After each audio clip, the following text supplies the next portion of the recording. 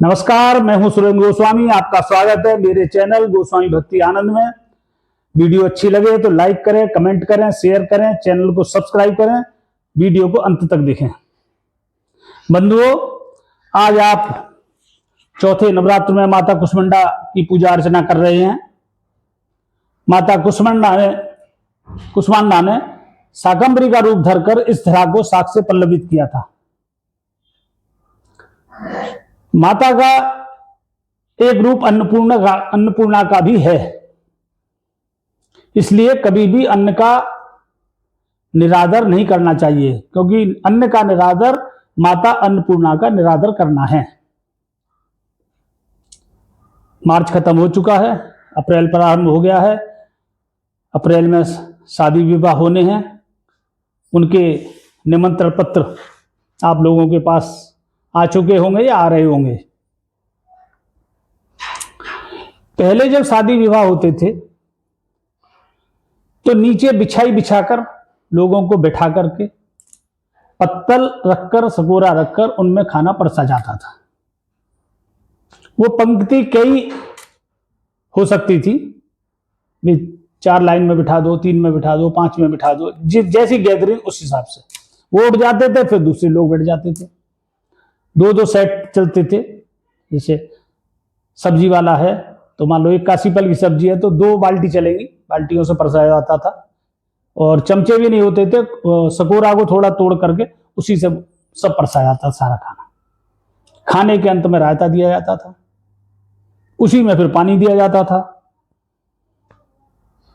कितना बचत करते थे पहले लोग, और अच्छा खाना होता था, स्वादिष्ट होता था, मिलावट होती नहीं थी।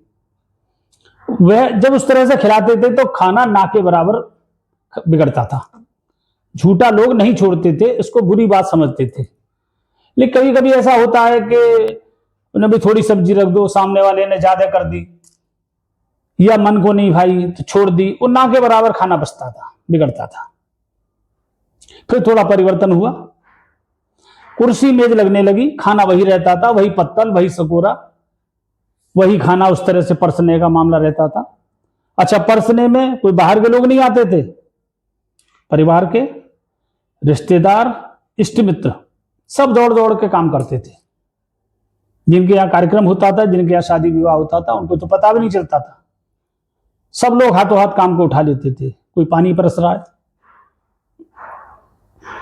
और छोटे बच्चे खास तो उन्हें बड़ी हौसला लगती थी, उमंग लगती थी, तो वो पानी परोसने का काम वही लेते थे, जो 10-11, 9-10 साल, 11 साल के बच्चे होते थे। मेज कुर्सी पर बैठ के भी खाने का सिस्टम वही था। हाँ साहब पूड़ी, हाँ साहब कचौड़ी, हाँ साहब सब्जी, हाँ साहब लड्डू। फिर सिस्टम आया बुफे सिस्टम, जो कि हमारे यहां का नहीं था, भारत का नहीं था, ये बाहर का था। अब लोग बाहर का सिस्टम तो ले आए, सीख आए, लेकिन खाना खाने का सलीका नहीं सिखा पाए, या लोगों ने सीखा नहीं, स्वीकार नहीं किया। पहले जब ये सिस्टम आया तो लाइन में लग के प्लेट हाथ में लेकर, चम्मच हाथ में लेकर पंक्तिबद्ध खाना लेने का सिस्टम बना। अच्छा, बाहर क्या करते थे लोग, बाहर तो प्लेट ली, फटाफट 1-2-3 पीस रखे और हट गए। बुफे सिस्टम का कायदा यह है कि खाना लेकर आप 20 कदम पीछे हट जाइए और वहां जाकर खाइए। हमारे यहां क्या है, हमारे यहां वहीं खाना लेंगे, या चाट वगैरह जो भी है नाश्ते में, वहीं खड़े होकर खाएंगे। जो अपने को बहुत पढ़े लिखे, बहुत हाई सोसाइटी वाले मानते हैं, वो भी वहीं खड़े होकर खाएंगे और बात करते रहेंगे। जो नया आने वाला व्यक्ति है, जिसको वो सामान लेना, वो खाने की चीज लेनी है, वो देखता रहता है ये हटाए तो मैं आगे बढ़ूं। तो हमारे यहाँ जो लाइन लगनी शुरू हुई, पहला व्यक्ति जब बढ़ा तो उनके पहले सलाद रखेगा, फिर 3 तरह की सब्जी रखेगा, फिर रायता रखेगा, फिर लड्डू रखेगा, कचौड़ी रखेगा, पूरी रखेगा। अब पिछले वाले इंतजार कर रहे हैं कि ये फटाफट आगे बढ़े। तो विदेश में तो ऐसा नहीं होता, वहां 2-2-3 आइटम फटाफट रखी और आगे बढ़ गए। और जब वो खाना भर गया ज्यादा उसमें, खाया तो खाया, नहीं छोड़ दिया, सरका दिया धीरे से उसमें डस्टबिन में। कुछ तो लोग बाकी ऐसे होते हैं जिन्हें पता नहीं है कि मुझे कितना खाना लेना है प्लेट में और कितना खाना है। भर तो लाए, अब खाया नहीं जा रहा, क्या करें, रखना ही पड़ेगा, सरका दिया धीरे से। खाने का सबसे ज्यादा जो बर्बादी करते हैं वो साहब जो मूड बना के आते हैं, ग्रुप में आते हैं, मेज के चारों तरफ कुर्सियां पड़ी रहती हैं, 4-6 पड़ी हैं, 4-6 और आ गई, ग्रुप में बैठ गए, वेटर ये ला, वेटर बोला, वेटर के भी सम्मान की उन्हें कोई चिंता नहीं होती, ऐसे बोलते हैं जैसे जड़ खरीद गुलाम हो। मेज भरवा ली, कुछ खाया कुछ नहीं खाया, बातें बनाते रहे, झूमते रहे। उनको ऐसा महसूस होता होगा शायद कि जिनके यहाँ हम कार्यक्रम में आए, हमने यहाँ आकर इन पर बहुत कृपा करी है, इन पर बहुत एहसान किया है।